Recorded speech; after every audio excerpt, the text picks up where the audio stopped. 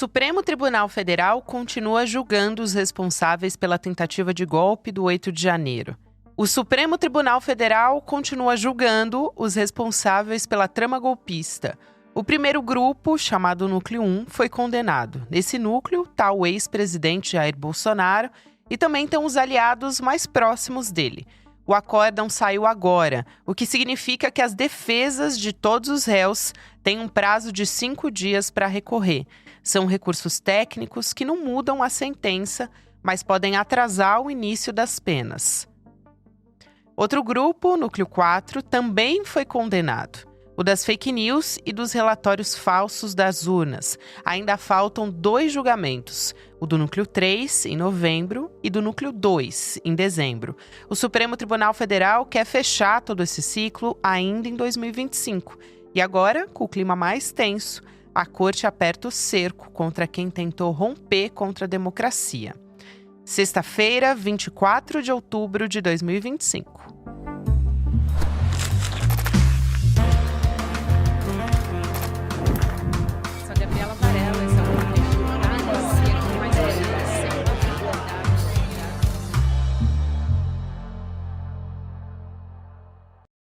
Olá, seja bem-vindo, seja bem-vinda. Eu sou a Gabriela Varela. Esse é o Videocast em Detalhes que está começando aqui de segunda a sexta-feira. A gente vai analisar uma temática, uma notícia importante do momento. Hoje, minha convidada de novo é a nossa companheira aqui do ICL Notícias, jornalista investigativa, nossa colunista no site também do iclnoticias.com.br, a Juliana Dalpiva.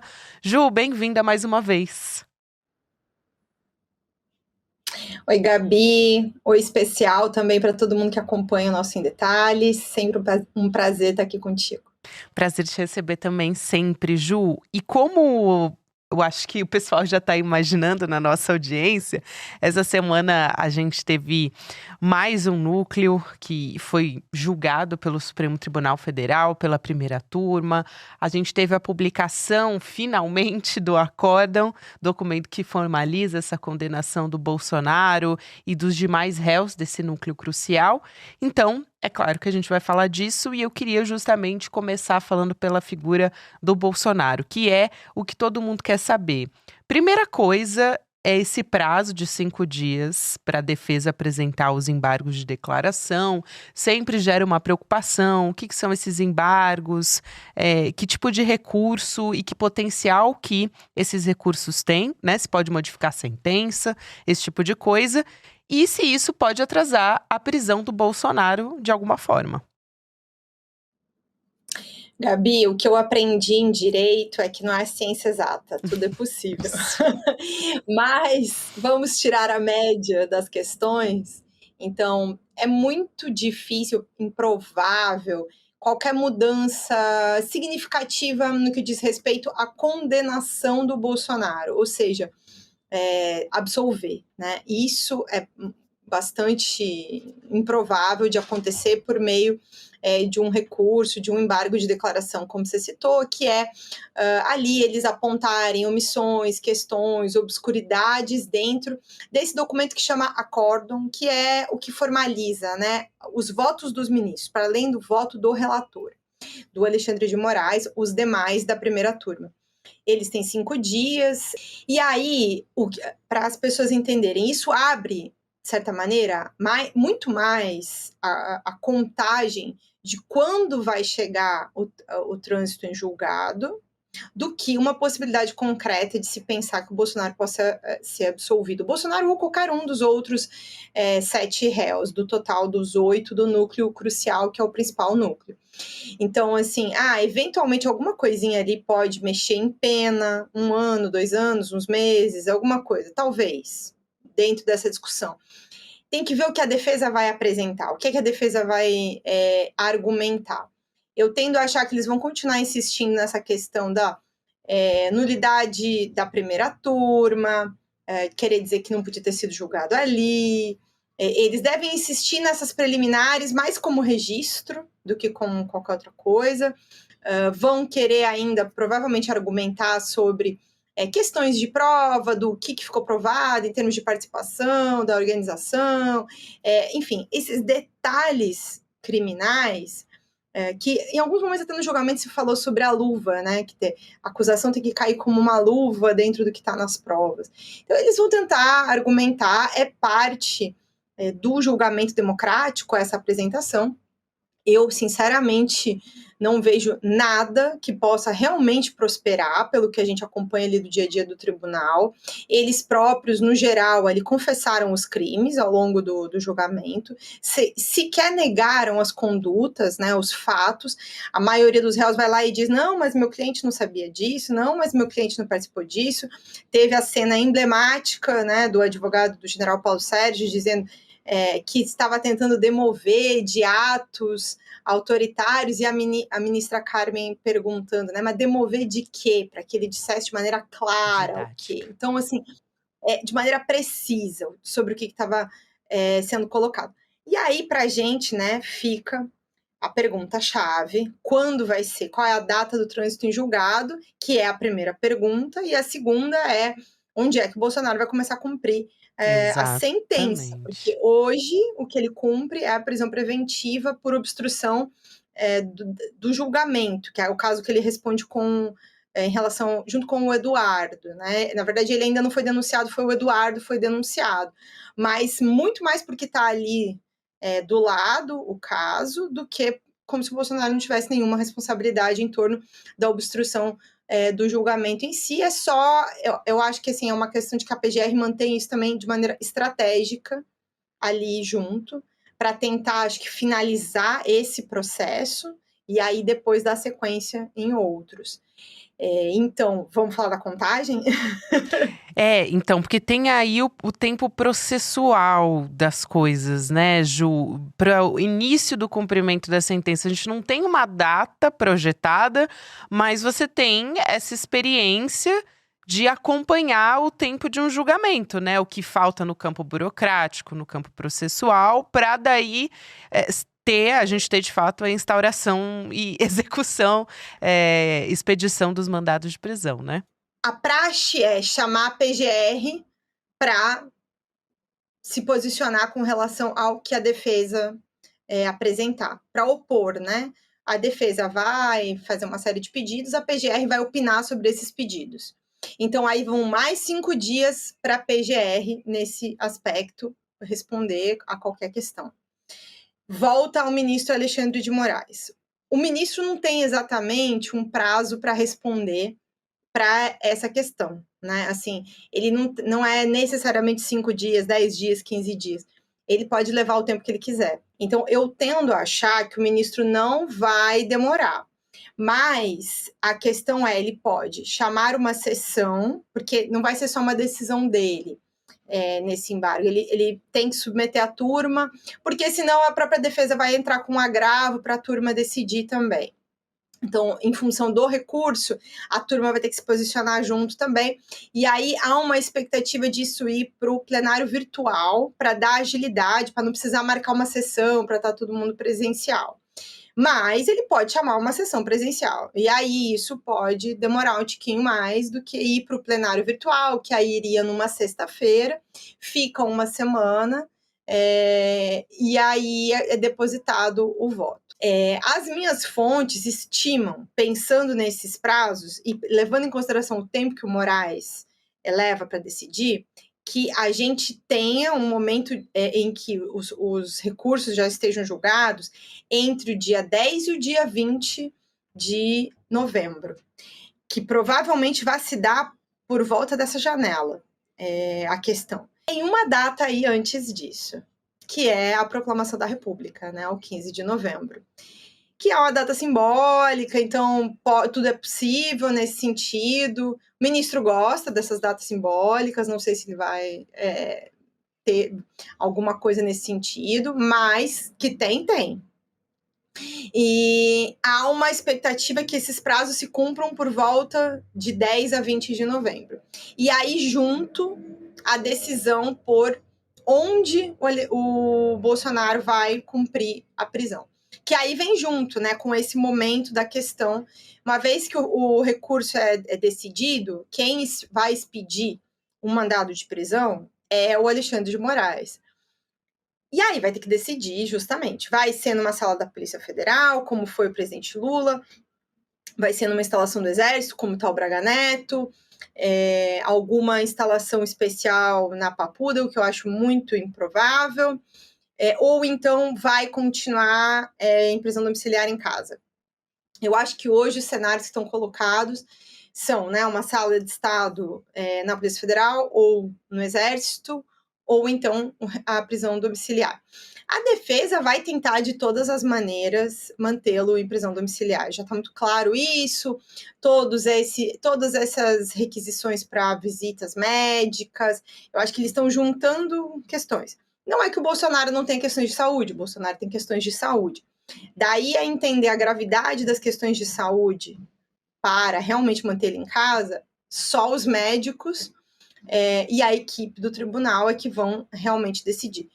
Pelo que a gente está vendo, não me parece que ele tem uma questão de saúde tão grave assim, porque está fazendo política, né? Se está com saúde, está fazendo política, está com energia, né? Recebendo até festa de 15 anos em casa e tudo, né?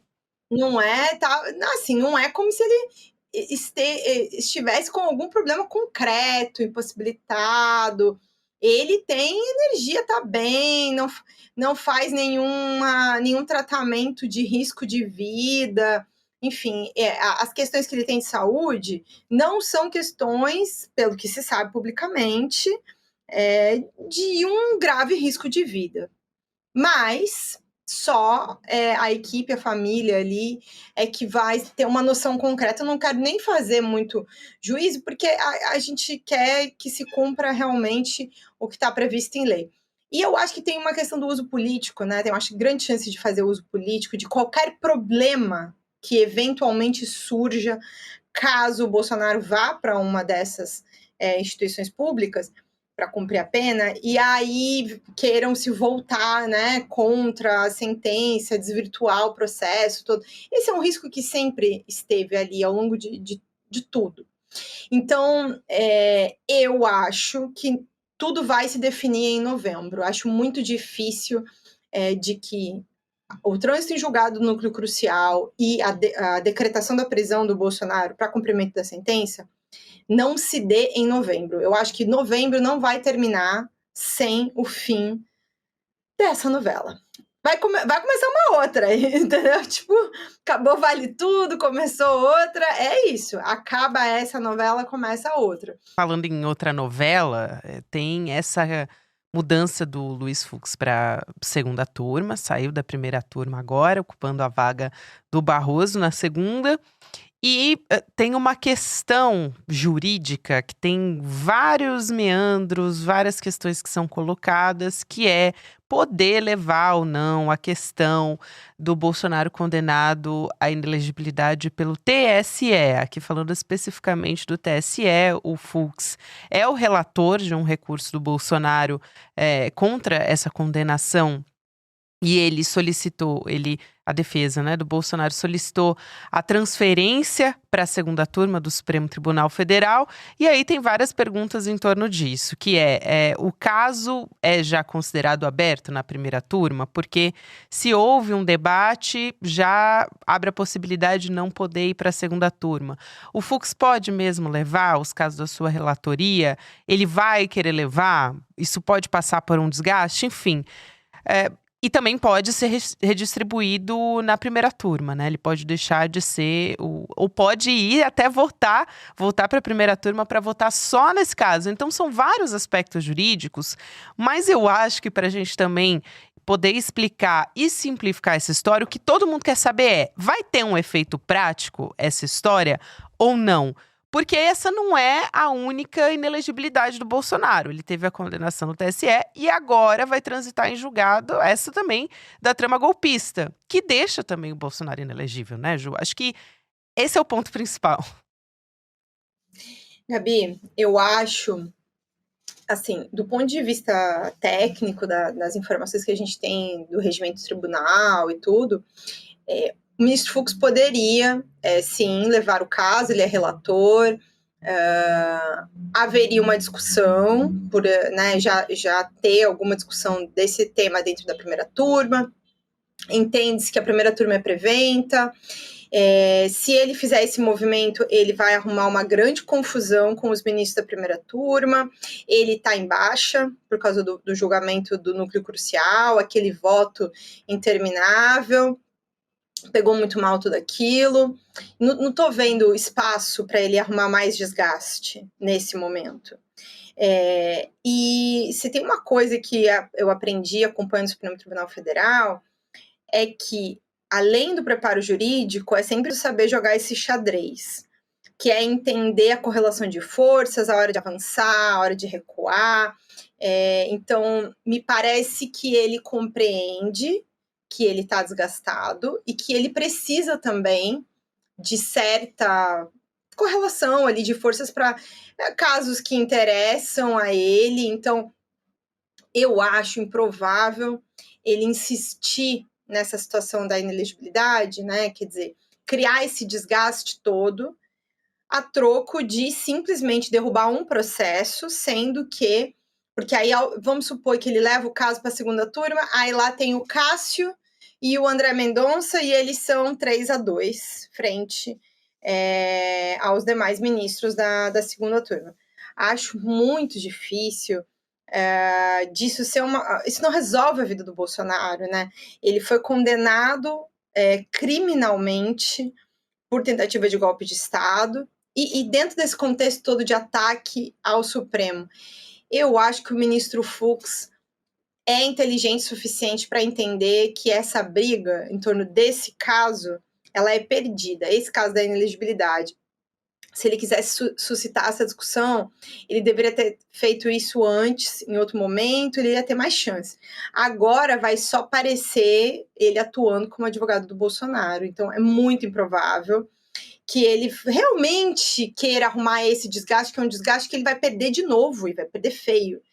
Então, eu acho que o que está colocado não é sobre a inelegibilidade, sequer sobre a continuidade do julgamento dos núcleos.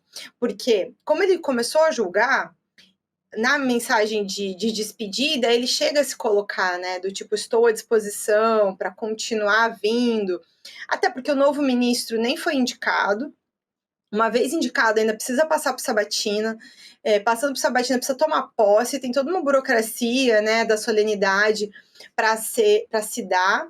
Então vai demorar um tanto para ter a composição completa do Supremo. Nesse tempo, vai faltar um ministro para fechar a conta da turma. O Fux se colocou à disposição para votar. Ele já é voto vencido, ele sabe que ele é voto vencido na primeira turma, mas ele pode continuar indo lá dar os votos vencidos dele. E os julgamentos do núcleo 3 e 2 estão marcados, já com data em novembro e dezembro. E o ministro Flávio Dino disse que vai seguir estritamente, né, os votos, o calendário. Então, eu acho muito difícil, assim, de que essa mudança resulte em alguma coisa para agora. Eu acho que eles estão olhando um pouco mais à frente, estão olhando para 2026, para cenários que talvez a gente sequer tenha conhecimento do que pode chegar lá para o Supremo Tribunal Federal, ou mais adiante ainda, pensando no resultado do cenário eleitoral de 2026. Então, quando eu estava falando aqui, terminou uma novela e está começando outra, eu venho falando desde o julgamento, fecha um ciclo, começa outro. A nova novela vai depender de quem ganhar a eleição. E eu acho que essa mudança dele, para além do clima ruim, péssimo, que não está nem querendo olhar para a cara de ninguém ali, né? Muito, muito difícil. Ela tem a ver com essa vontade de que na segunda turma ele tem parceria, entendeu? Ele tem votos que não são tão distintos do dele. Embora eu também tenha ouvido, Gabi, nos últimos dias, reflexões no sentido de que o Cássio, o ministro Cássio, não é tão bolsonarista assim quanto se pensa. Sim, ele foi indicado pelo Bolsonaro, mas ele também está ali de olho em o que interessa, entendeu? Então, assim, nem sempre ele vota de acordo com os interesses do Bolsonaro. em alguns casos, sim, de maneira muito concreta, mas nem sempre. Tem outras correlações de forças que o ministro Cássio Nunes Marques está de olho. Então, ele pode, talvez, se alinhar em coisas que interessam o Bolsonaro, mas não necessariamente. Então, me pediram para estar atenta a isso, a não achar que simplesmente a segunda turma vai virar bolsonarista. Não é bem assim. Acho que a gente está, talvez, olhando uma foto de momento aqui, e a foto é maior, sabe? Sobre o interesse do Fux em ir para a segunda turma. Acho que é muito interessante essa análise, até porque a gente ainda não sabe como é que vai ser a composição, e acho que a gente só vai sentir o efeito prático mesmo quando os primeiros julgamentos com essa nova composição, incluindo o Fux, começarem. E a gente teve agora, no total, só para fazer a conta completa aqui, a gente tem 15 réus condenados pela trama golpista, né, Ju? A gente teve o núcleo crucial, que é o primeiro, que inclui o Bolsonaro, 8 que foram condenados. No núcleo 4 foram 7 condenados. E o núcleo 4 é esse conhecido como o núcleo da desinformação. Você acompanhou também de perto esse julgamento. A gente já esperava 4 votos a 1 também, nesse caso, pela condenação. E eu queria que você traçasse um pouco um panorama de como que esse grupo que foi condenado agora, ele é importante para a gente entender o funcionamento dessa trama golpista, né? E outros desdobramentos que surgiram. Tem alguns personagens que voltaram a ser invocados, até por defesa, como Valdemar Costa Neto, que é um componente político que deixou de estar. Ele apareceu ali no relatório da Polícia Federal, mas não foi denunciado pela PGR, né? E a gente ainda tem, nesse ano, 2 outros núcleos que vão aparecer agora em novembro e em dezembro e que vão ser julgados. Então, um pouco uma perspectiva do que a gente ainda tem para acontecer em 2025. Gabi, para a gente começar falando sobre a questão do núcleo 4, eu acho que é importante que, para a gente lembrar para as pessoas aqui, cada um dos núcleos e a divisão dos núcleos, ela tem 2 questões do porquê, né? Primeiro que era para poder, de algum jeito, acelerar esse julgamento, porque, para quem está aqui com a gente, não sei, vai lembrar do julgamento do Mensalão. O julgamento do Mensalão durou 6 meses e paralisou o Supremo Tribunal Federal para julgar o Mensalão e mais nada. Não tinha mais espaço para discutir mais nada, porque um caso complexo, 40 réus, então, muito complicado. A separação em núcleos permite acelerar um pouco o testemunho, todo o trâmite do processo legal. Esse é um ponto. O segundo ponto também é reunir os réus mais envolvidos em algumas atividades da organização criminosa e apresentar isso de maneira separada, mas também conectando melhor estes fatos, depois os outros. Então, o núcleo crucial é a mente, é crucial, né? Por isso é usada essa expressão. É a mente, é o plano, é a liderança da tentativa de golpe de Estado. O núcleo 4 é o núcleo responsável por articular as ações de informação falsa para mobilizar as pessoas. Não é só difundir informação falsa, é ajudar a criar o clima para que as pessoas, de alguma maneira, participassem e incentivassem, estivessem junto ali no momento final do golpe, né? E é um pouco o que acontece no 8 de janeiro, que é quando as pessoas tomam a praça, entram nos prédios públicos, aquela quebradeira toda. Havia uma vontade de que aquilo acontecesse no dia 15 de dezembro, caso o Bolsonaro tivesse realmente conseguido convencer os comandantes militares a fazer o tal do plano Punhal Verde e Amarelo, botar em execução junto, né? Ele começa a ser executado por parte dos envolvidos, mas não tem o apoio do Exército e da Aeronáutica, só da Marinha. Mas era essa a vontade, então por isso você dissemina uma série de informações falsas, você incita os ataques aos comandantes militares, aí tem as mensagens do Ailton com o Walter Braga Neto, para atacar, para pressionar que eles topassem. E além disso, para manter as pessoas mobilizadas na frente dos quartéis, nas estradas, é forjado aquele relatório do Instituto Voto Legal, citando inconsistências que não são verdadeiras, enfim, cria-se este clima, essa era a intenção. é isso que está colocado nas provas e é o que é apontado na denúncia e o motivo pelo qual, né, é apontado ali eles como o núcleo da desinformação. Eu nem gosto muito dessa palavra, porque eu acho que ela não deixa muito claro o que está colocado. Eram, sobretudo, informações falsas, mas para mobilizar sentimentos e ações das pessoas. Então, ali tem homens de confiança do Ramagem, na ABIN, que também faziam esse papel, inclusive com dossiês, ações controladas, monitoramento dos ministros, e uma série de militares envolvidos em diferentes pontos desse plano. É essa a importância desse núcleo, porque até a Heloise Starling tem, um dos últimos livros dela fala sobre isso, sobre a necessidade de você ter um clima para dar o golpe. Não dá para só, vamos organizar um golpe aqui, e aí eles não têm nenhum eco na sociedade para fazer isso. Então, cria-se esse eco, mobiliza-se essas pessoas, enganando elas, né, sobre problemas nas urnas, e você mantém elas ali. Então, essa era a função do núcleo da desinformação.